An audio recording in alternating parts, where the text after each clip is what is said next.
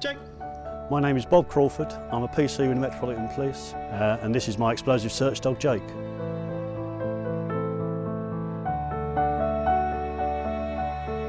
On 7/7, I was on patrol in central London and we received the call to go to Tavistock Square. When I arrived at Tavistock Square, there were no other emergency services on scene. We were the first units to arrive. And then I was approached by an off-duty police officer who happened to have been in the square at the time of the explosion, who had looked on the bus and saw what he believed to be a secondary device, a large box on the luggage rack. I had to make a decision that we couldn't let any more people onto the bus at this stage until we'd cleared it. So I set Jake up for a search. We cleared a route to the bus and I conducted a search of the bus with Jake to determine whether this was in fact a secondary device on the bus. Jake gave me no indication that there was anything suspicious with that box, so I declared that the bus was safe.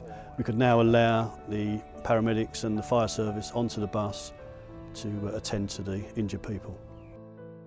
I think the thing that impressed me most about Jake that day was the way he dealt with the environment he found himself in. There was smoke, there was smells, there was a lot of glass, a lot of twisted metal.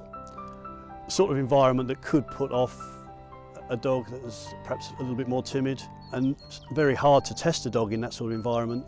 And I think that's something that I was really impressed with the way he dealt with that. If ever there was a time that I had to trust Jake, it was that day, and I trust him implicitly. He never ceases to amaze me with the ability he's got to find the smallest amounts of explosive. Once they find something, we need them to give us an indication that they've found something. There are various ways of doing this. Some dogs can bark when they find something as their indication. Most of our dogs give what we call a passive freeze, where they almost just stare at the object. Well, Jake's has sort of developed a little bit from that, and he does a bit of a dance, so he's a little bit unique in his indication, but it's certainly obvious to me that he's found something. I got Jake at 10 months old. When 7/7 happened, he'd only completed his training about 4 months, so he was a bit of a rookie, but he performed absolutely fantastically, and I was very proud of him. He's now 7 years old. He still acts like a puppy a lot of the time. He's very mischievous. He's a lot of fun. I absolutely adore him, love him to bits. He's my little mate who comes to work with me every day.